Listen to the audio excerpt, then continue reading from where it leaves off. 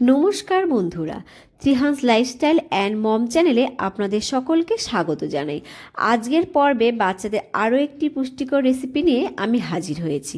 আর এই খাবারটা বাচ্চাকে দুপুর অথবা রাত যে কোনো সময় দিতে পারেন। তো চলে এলাম আমার মূল ভিডিওতে। এখানে আমি বাচ্চার চাহিদা অনুযায়ী ডালিয়া নিয়ে নিয়েছি। এইবারে ডালিয়াগুলোকে আমি জল পাল্টে পাল্টে কয়েকবার ধুয়ে নেব, যাতে কোনো ময়লা না থাকে। তো এখানে আমার ধোয়া হয়ে গেছে, আমি আবার খানিকটা জল দিয়ে নিচ্ছি, নিয়ে 1 ঘন্টার মতো আমি ভিজিয়ে রাখলাম। তো ফিরে আসলাম 1 ঘন্টা পর। এইবারে আমি দেখুন ডালিয়াগুলো কতটা নরম হয়ে গেছে, আর হাত দিয়ে চাপলে এইভাবে কিন্তু ভেঙে যাচ্ছে, খুবই নরম হয়ে গেছে। এইবারে কিন্তু আমি চলে যাব মূল রেসিপিতে। প্রথমে গ্যাসে একটা প্যান বসিয়ে দিয়ে দিচ্ছি অল্প পরিমাণে সানফ্লাওয়ার অয়েল। আপনারা কিন্তু বাটার বা ঘি দিতে পারেন। এইবারে এখানে দিয়ে দিচ্ছি একটা থেতো করে রাখা রসুন। এবার রসুনটাকে আমি কয়েক সেকেন্ডের মতো ভেজে নিলাম। তো ভাজা কমপ্লিট। এইবারে আমি দিয়ে দিচ্ছি কেটে রাখা ব্রোকলি, আর দিয়ে দিচ্ছি কটা কড়াইশুঁটি। আমি কিন্তু ব্রোকলিগুলোকে ছোট ছোট টুকরো করে নিয়েছি, আর এইভাবে টুকরো করে নিলে কিন্তু তাড়াতাড়ি সেদ্ধ হয়ে যাবে। এইবারে দিয়ে দিচ্ছি ডালিয়া দিয়ে কিন্তু আমি হালকা নেড়েচেড়ে নেব। নেড়েচেড়ে নিয়ে এখানে কিন্তু আমি অ্যাড করব পরিমাণ মতো খাবারের জল।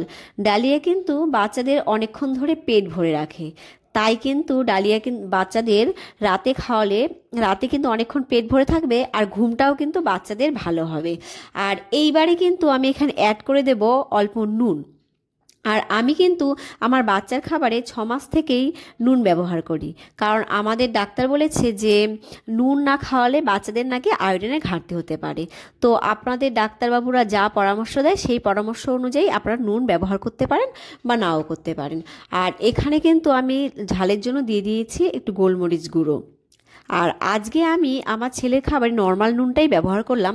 এছাড়াও কিন্তু আমি ওর খাবারে পিঙ্ক নুন বা রক সল্ট যেটাকে বলে সেটা ব্যবহার করে থাকি।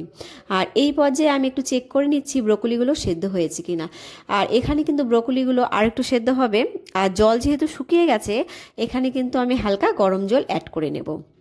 গরম জল অ্যাড করে আমি আরও খানিকক্ষণ এগুলোকে ফুটিয়ে নেব, যাতে ডালিয়া আর সবজিগুলো সুসেদ্ধ হয়ে যায়। ডালিয়া কিন্তু একটি ক্যালোরিযুক্ত খাবার, আর 100 গ্রাম ডালিয়াতে কিন্তু 300 ক্যালোরি শক্তি থাকে। এছাড়াও কিন্তু ডালিয়াতে রয়েছে protein, fibre, iron, magnesium, zinc ও ভিটামিন বি। সবজি আর ডালিয়াগুলো কিন্তু এই পর্যায়ে আমার সেদ্ধ হয়ে গেছে। এইবারে আমি অ্যাড করে দেব একটা ফেটিয়ে রাখা ডিম। আর বাচ্চার বয়স যদি 9 মাসের কম হয়, আপনারা কিন্তু এখানে শুধু ডিমের কুসুমটাই ব্যবহার করতে পারেন। এইবারে আমি ভালো করে এইভাবে ঘন ঘন নেড়ে চেড়ে ডিমটাকে মিশিয়ে নেব। আর এই পর্যায়ে কিন্তু গ্যাসের ফ্লেমটাকে একদমই লোতে রাখতে হবে, না হলে কিন্তু ডিমটা জমাট বেঁধে যাবে। আর এইভাবে ঘন ঘন নেড়ে চেড়ে যদি ডিমটা মেশানো যায়, তাহলে কিন্তু ডিমটা সুন্দরভাবে খাবারের সঙ্গে মিশে যাবে, আর খাবারটাও অনেকটা বেশি সুস্বাদু হবে। তো আমার মেশানো হয়ে গেছে। এইবারে কিন্তু আমি আরও 5 মিনিটের মতো এটাকে ফুটিয়ে নেব। আর ভিডিওটিতে কিন্তু প্লিজ একটা লাইক করে দেবেন, আর চ্যানেলে নতুন হয়ে থাকলে অবশ্যই কিন্তু সাবস্ক্রাইব করে বন্ধু হয়ে পাশে থাকবেন। আর বাচ্চাদের পেট কিন্তু অনেকটাই ছোট, তাই কিন্তু ওদের পেট ভরাতে খুব বেশি খাবারের আমাদের দরকার হয় না। তবে সেই অল্প খাবারেই যেন বাচ্চারা পর্যাপ্ত পুষ্টি পেয়ে যায়, সেই দিকে কিন্তু আমাদেরই খেয়াল রাখতে হবে।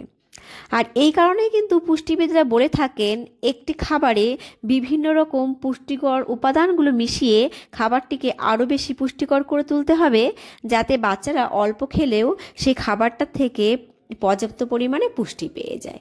তো দেখুন এখানে কিন্তু খাবারটা একদম রেডি হয়ে গেছে। এইবারে কিন্তু আমি গ্যাস থেকে খাবারটা নামিয়ে নেব, নিয়ে কিন্তু আমি বাটিতে ঢেলে নেব। ডালিয়ায় কিন্তু গ্লুটেন থাকে, তাই যেসব বাচ্চার অ্যালার্জিজনিত সমস্যা আছে সেসব বাচ্চাকে কিন্তু 1 বছরের আগে ডালিয়া না খাওয়ানোই ভালো। তবে 1 বছর পর কিন্তু অল্প অল্প করে খাওয়াতে পারেন। ডালিয়াতে কিন্তু ফাইবার রয়েছে, তাই কিন্তু বাচ্চারা সহজেই ডালিয়া হজম করতে পারে। আর হার্টের স্বাস্থ্যও কিন্তু উন্নত করতে ডালিয়া খুব ভালো কাজ করে। 100 গ্রাম ডালিয়া শিশুর দৈনিক 20% কিন্তু আয়রনের ঘাটতি পূরণ করতে পারে। আজকের রেসিপিটি কেমন লাগলো আপনাদের নিশ্চয়ই কিন্তু কমেন্টসে জানাবেন। আজ এই পর্যন্ত, দেখা হবে নেক্সট ভিডিওতে বাচ্চাদের জন্য আরও মজাদার নতুন নতুন ভিডিও নিয়ে। Thank you for watching my video. Bye by.